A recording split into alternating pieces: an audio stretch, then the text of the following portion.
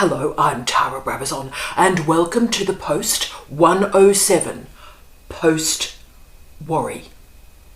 This post comes via request from Queen A. Queen A is a great friend of mine and has been a great supporter of this channel for about a decade. But she sent me an incredibly moving email. She stated that she just can't get around or through her worry. She can't get out of her worries. And would I address it? Queen A, your timing as always is immaculate, and I'm going to take on that project for you today. And I'm very much going to contextualize the worry. I'm going to try and understand why the worry exists, and yes, present some strategies today to get out of those worries. Now, I'm offering an argument today, and as always, I'm incredibly happy. In fact, I encourage you to disagree with me. But what I'm going to do, my project today, is I'm going to contextualize worry rather than medicalize worry. And I will finish with 5 strategies. Now, these strategies today are a little bit different. They're small, they're tight, and I want all of us to start to use these strategies in our daily life to intervene in our way of thinking and our thoughts. And I'll explain why that matters so much through this post. So, worry is an individual response to collective injustices. Let me state that again. Worry is an individual response to collective injustices. There are reasons why worry often seems overwhelming in our lives, but the most obvious reasons are the catastrophic inequalities that exist in our workplace, often in our homes, in our leisure life, but also on the planet in terms of housing inequality, food inequality, water inequality. Wherever we look, there are profound injustices. So what is happening at the moment, and indeed has happened in the last 200 years really, is that historic injustices are being displaced onto disempowered individuals. Now, those disempowered individuals are kept very busy because they supposedly are never working hard enough. They don't look the way that people are meant to look, supposedly, and they're not expressing emotion in the way that is normal. So worry is a cry of fear, of confusion, of despair, and of desolation. These are righteous emotions. These are important emotions because indeed we all have a large amount to fear today. But what happens is worry is used as a tool by the empowered to displace blame and responsibility onto people who have not caused the issues that are causing these catastrophes on the planet. So let me give you an example. So we are worried that we don't have enough money to pay that phone bill. That's the worry. How will I pay the phone bill? Right.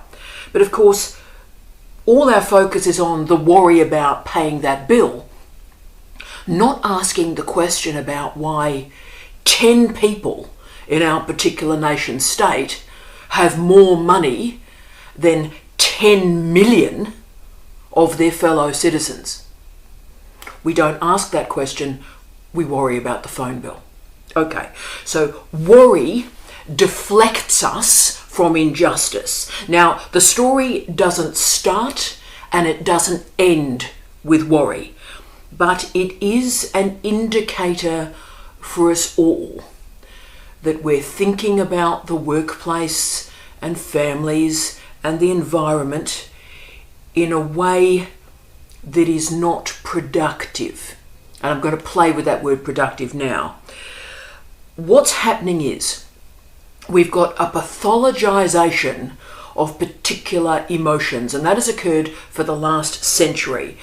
we have disciplines, including in our universities, that focus on medicating and medicalising emotion. So through the 19th and the 20th century, a series of disciplines emerged, including psychology, but also psychiatry and many of the allied health professions.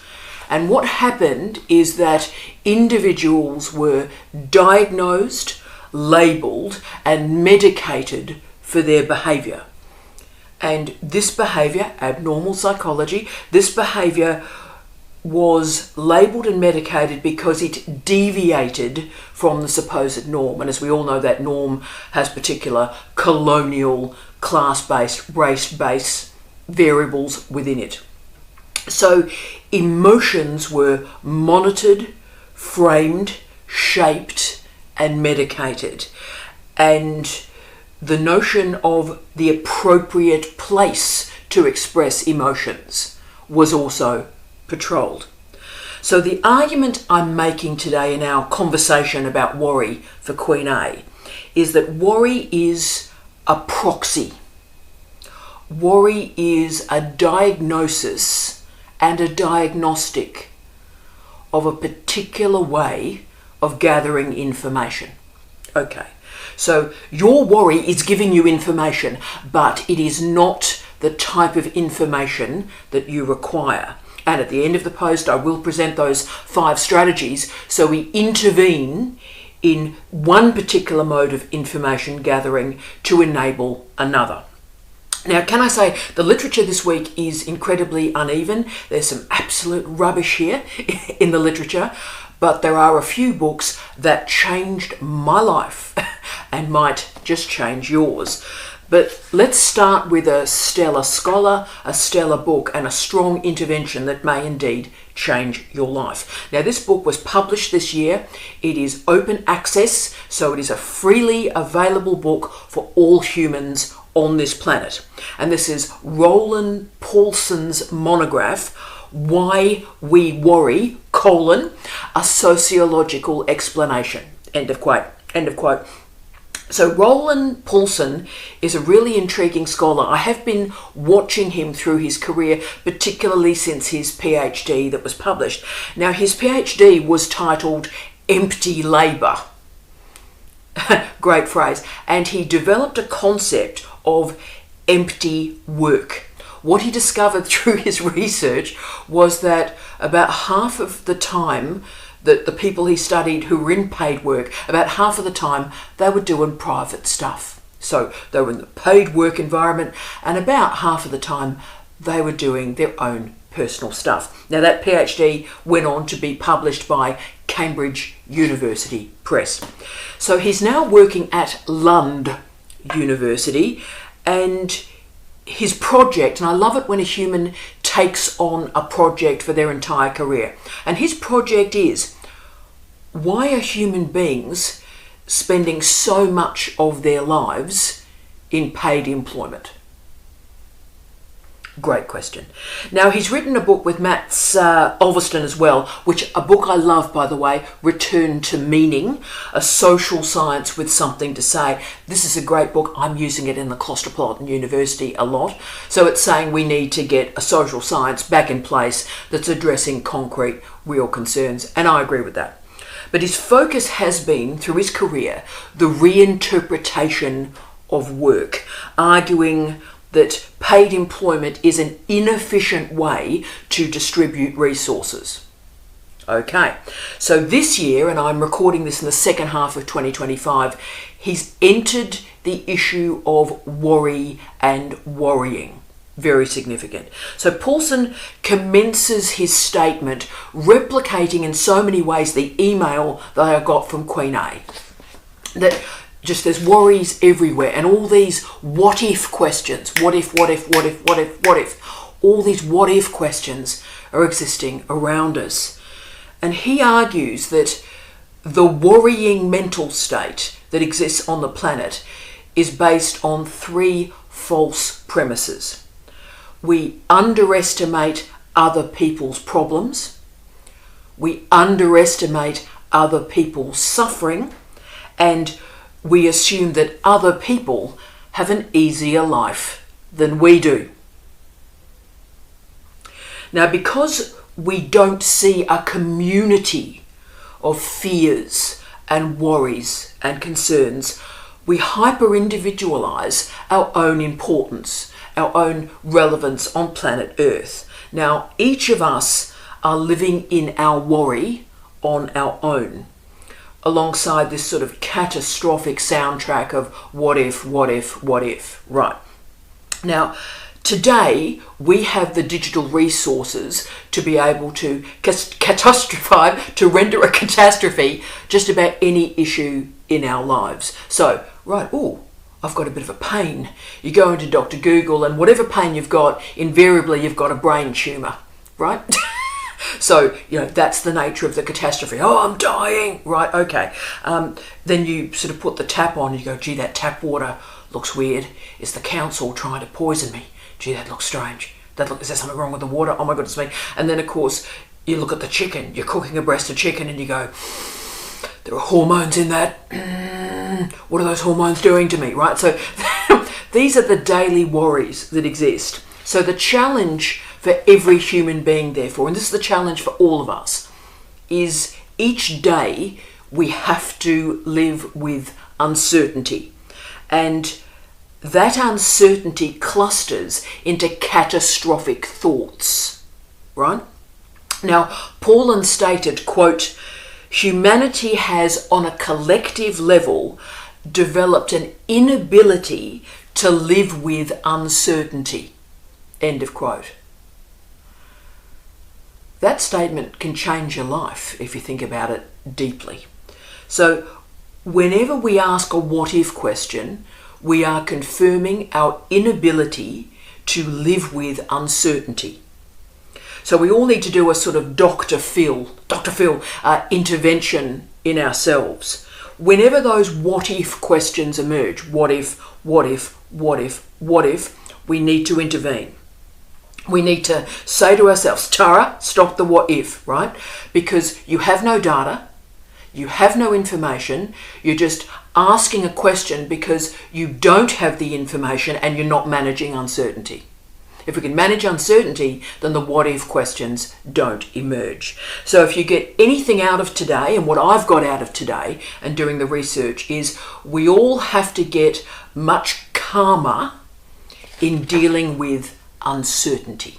Okay, so whenever we can't manage uncertainty, that's when the what if questions emerge. Right, so let's stop it. Let's deal with what is rather than what if.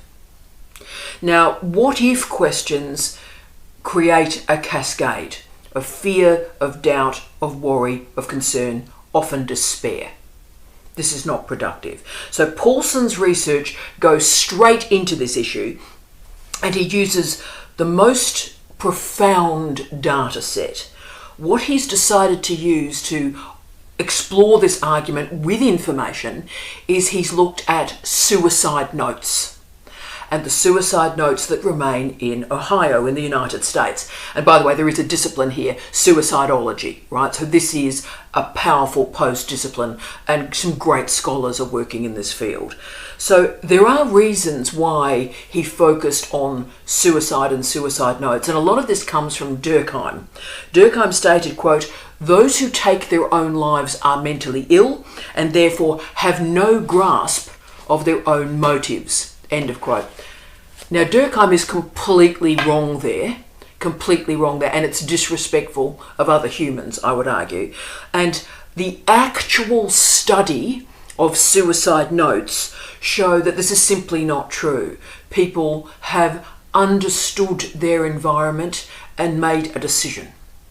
We may disagree with that decision, but we mustn't disrespect that decision. And remember, suicide is incredibly common on planet Earth. It is the 14th greatest cause of death on this planet, astonishingly. And of course, for every suicide, there are 20 attempts at suicide that do not result in death. So this is not a minor issue at all. And I'm really making a key point here. These emotions and decisions we are making from these emotions are real, concerning, and must be respected. So worries are proxies about something real that is actually occurring. So often what frames the worry is not real. So the problem, I would argue, is the ideology of progress. We forget that progress is an ideology. It's not true. You know, the assumption that everything is getting better all the time, that of course is wrong. The assumption that we've all got the right to be happy and that our personal well-being is important in late capitalism. None of those mantras are true. They're ideologies.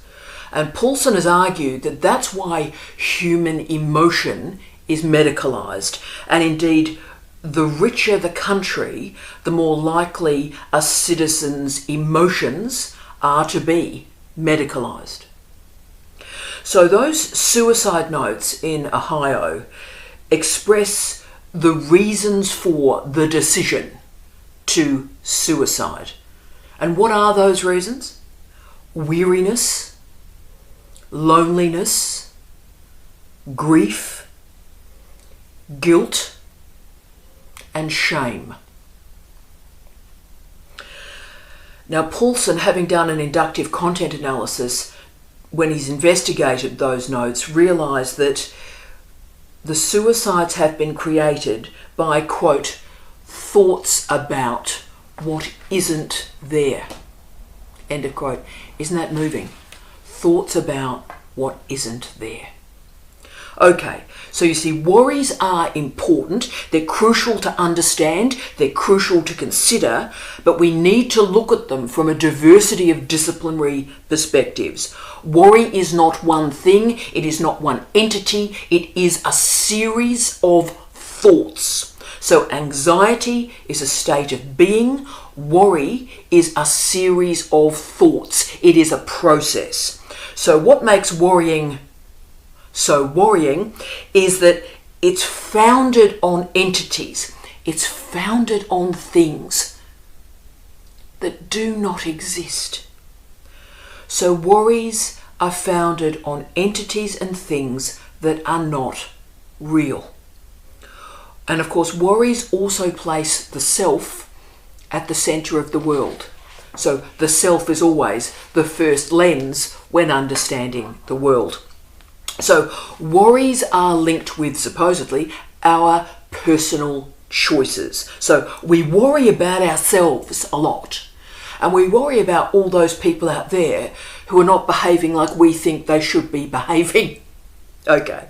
So while there is a structuring device in our life, the world seems to make sense. So we've got this ideology of progress, the world is getting better all the time, or it doesn't appear to be, I need to worry. We've got this stuff about cause and effect, if I do this, then this will occur. And of course, rationality. We assume that I'm rational and that everybody else around us is rational. But of course, that's the mistake. The characteristic of late capitalism is irrationality. We work as much as possible, and most of that work is pointless. And then we take the money from doing that pointless work and buy stuff that we don't need. That is irrational. So we're back to Karl Marx, really, because this is his concept of alienation, being alienated at work. So at work, we are disconnected from our sense of self. We do the work for money to buy stuff that we don't need. But we also work for another reason. And this reason is so that we don't have to make decisions. You see, much of our waking life is in paid employment. And when we're in paid employment, we don't have to make tough decisions about our lives. In fact, when we're in paid employment, it reduces the decisions and the decision time that we have in our lives. So in parallel with the increasing pointlessness of work is the medicalisation of emotion. See how the two of them work together? Right. So through the rise of what Paulson has described as, quote, the psychological expert, end of quote, and, quote, Western psychiatry's claim of universality, end of quote. So what happens in a particular population in the United States or in the United Kingdom can supposedly be generalised around the rest of the planet. Nah. So this bundling also then works with social media's front stages, because supposedly everybody else is incredibly successful, right? They're all having a great time. And watching all those front stages increases loneliness, increases vulnerability, and actually reduces happiness, because all those people are having a much better time than we are. Okay, so the problem when we medicalise emotion is that all sorts of really unproductive binary oppositions and narratives about a good life start to emerge. So let's use a great example at the moment. Jackie and I talked about this yesterday. Hi, Jackie. So if a person protects their privacy, so if a person does not want to speak of their personal matters, which seems a very rational, logical thing to do because they are personal matters, then they're in denial. Meanwhile, we have thousands of these influencers who are sharing incredibly personal matters that we do not need to know. We don't have a right to know, and why would we want to know? So what's happening at the moment is private matters are being marketised and commodified. So a private life is being marketised for clicks and likes and loves. Why are these personal experiences being shared? That's a really great question, but that's not our question for today. What we're trying to think about this week is, what's the consequences of this oversharing of a private life on us and the configuration of worry? Worry is created by overthinking about thinking. I'll say that again. Worry is created through overthinking about thinking. So instead of accepting a thought as a thought, worry emerges when the thought becomes more than a thought. It becomes a cluster of interpretations and conflicts and fears and hopes. Let me explain what I mean here by using that old mental trick. Okay, you ready? Are we sitting comfortably? Okay, please follow my instructions. Do not think about a polar bear. Whatever you do, don't think about a polar bear.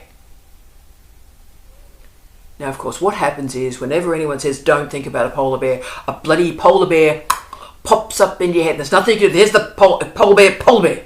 Don't think. Polar bear. Right. So we spend most of our time thinking about our thoughts. But our thoughts are not real. Worries emerge from the interpretation of our thoughts. But the problem is, of course, when we try to stop thinking about our thoughts, that's the polar bear problem. Tara, stop. Stop thinking about your thoughts. My thoughts. So that's not working as a system. So therefore, for our own sanity in a time of pointless work, and also, pointless social media, pointless influences, we have to enact a cultural change. We can't think our way out of this. We collectively need to join together, because this is not about me is the problem. This is about us, a community. The moment we think beyond the self, our worry reduces. When we move our lives beyond thinking through worry, we start to think through acceptance. So the goal we're trying to enact today is stop thinking through the gauze of worry and start thinking with acceptance.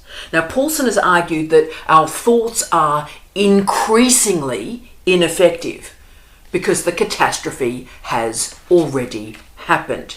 So we all want our catastrophes in the future. Tell you why we want our catastrophes in the future, because then our worries have a purpose, right? Because if we just worry enough, then the catastrophe won't happen.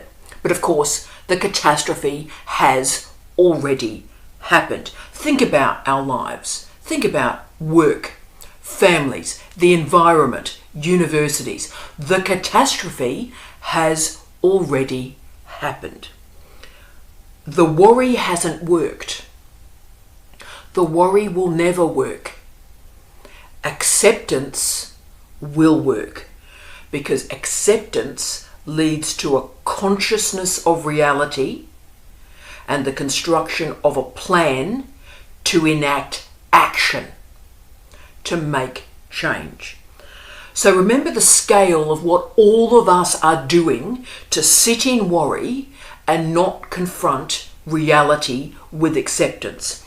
Oliveira reported the average, this is unbelievable, and this is happening right now, this is from this year, this data set.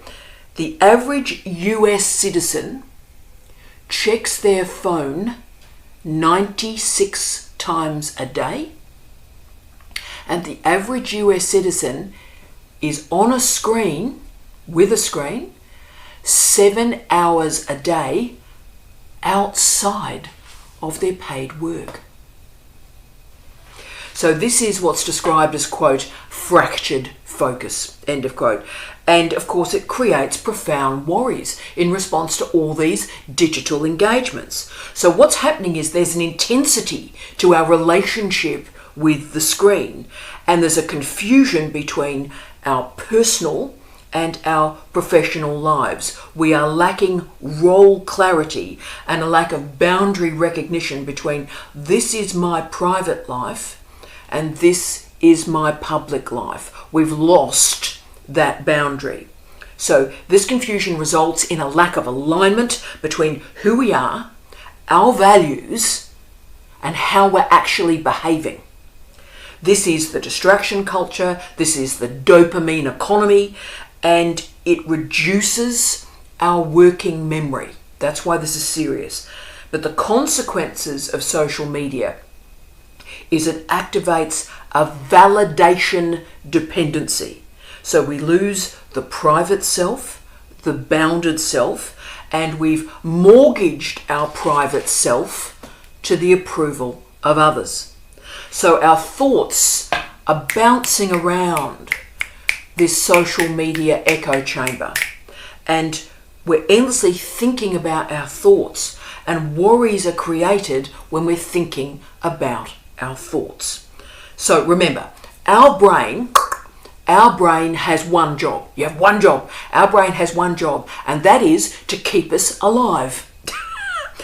But the trouble is, to keep us alive, our brain applies a confirmation bias in our daily life. What that means is we endlessly seek information that agrees with what we already believe. We seek information that makes us feel comfortable. Remember, we're not seeking information that's correct or accurate. It's not about being correct.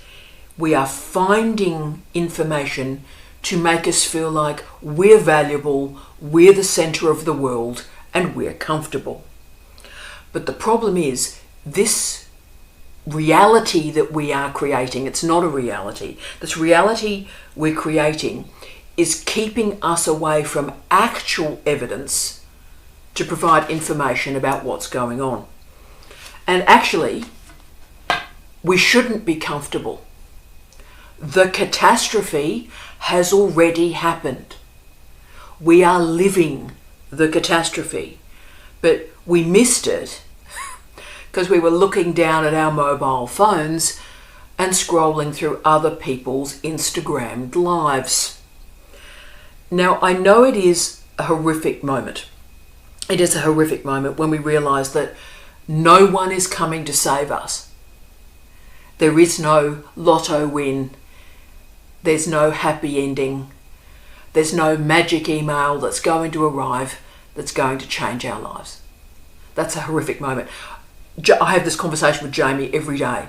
Imagine being married to me. You think you've got a hard life. And I just go, there's no one coming to rescue us. We're going to have to work our way out of this. There is no white knight on a charger. There is no lotto win. So therefore, it's really challenging to realise that our thoughts are not real, accurate, appropriate, or helping us. Therefore, you see, worry can provide us with a final service. And this is, by the way, the post-worry moment of the post. Because worry is a consciousness, it's a recognition, it's a prompt that demonstrates you're thinking about your thoughts. So whenever you're worried about something, you go, I'm thinking about my thoughts again. Right, okay, right. And so we realise when we're thinking about our thoughts, we've stopped gathering accurate information about the world to tell us what's going on. And so therefore I want to finish the post this week with 5 very quick strategies for us all to today make some different decisions, to start to move our mind furniture a bit so that we stop thinking about our thoughts and arch out into information seeking in a way that gets us reality, gets us evidence, and allows us to understand the catastrophe that has already happened.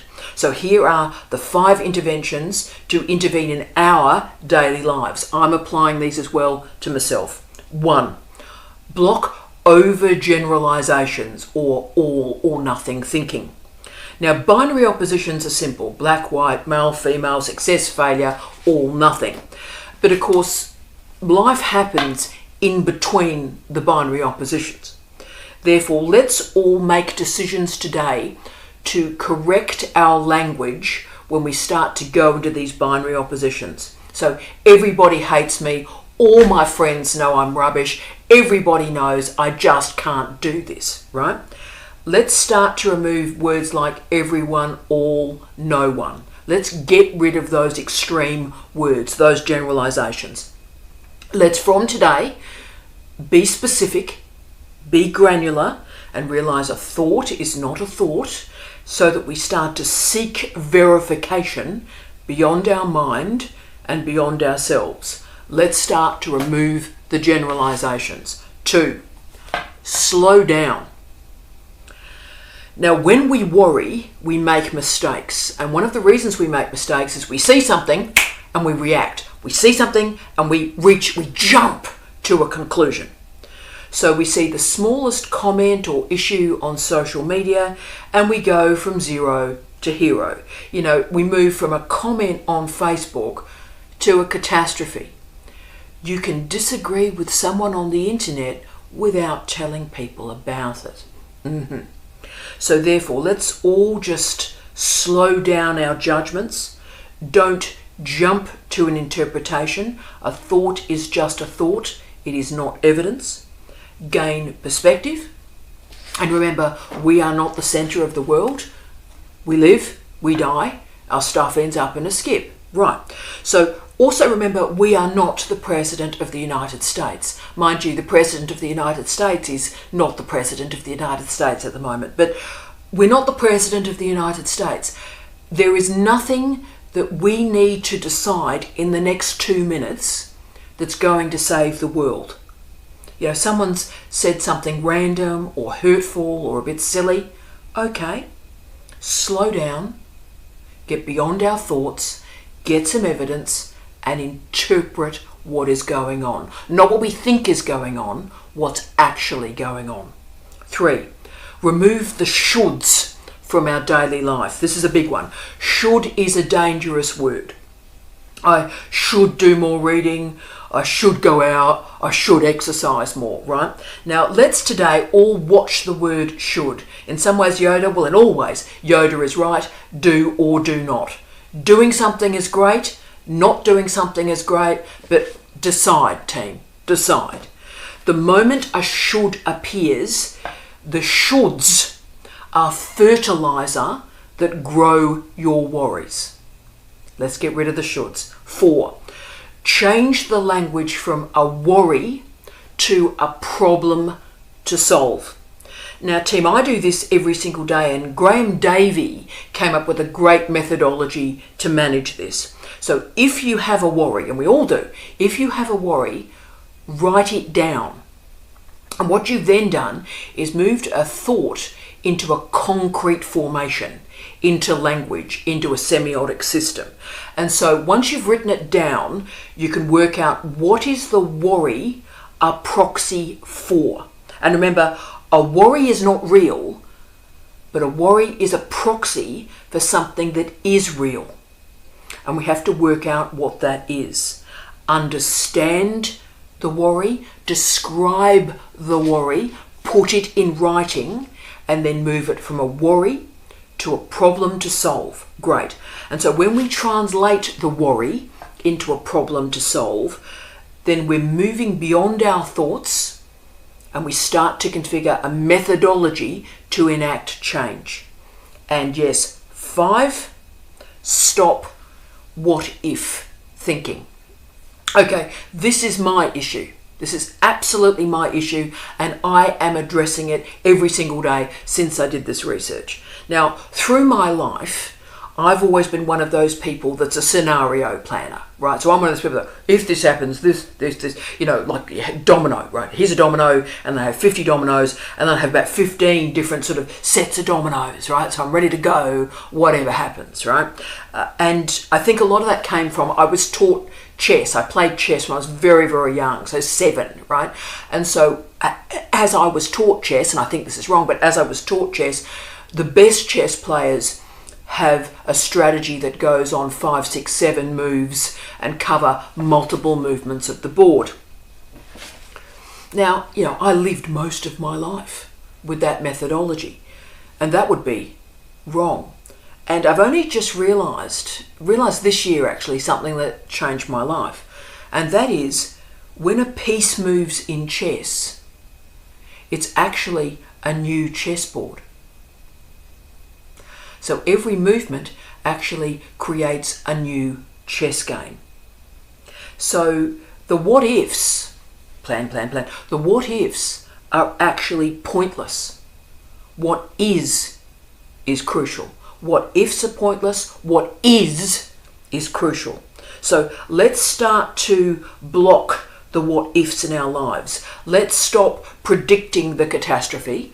The catastrophe has already happened. We are living the catastrophe. So look at the chessboard, look at life as what is rather than what if. We don't need to look down to our phone, worrying about the success of other people. It is time for engagement, for evidence, for rigour, for reality. Not feelings and hopes and dreams and worries. The research is clear. Worrying is not helpful in any way because worrying lies to us. It blocks us from acceptance, from consciousness and action. Therefore, this week, team, let's all make a decision. Let's do this together like we do everything together. Let's move from the what if statements to how can I statements. Let's get rid of the what ifs and put in how can I. So what we're doing is we're moving from thoughts to behaviour and from consciousness to action. I wish you love, light and peace. Tea out.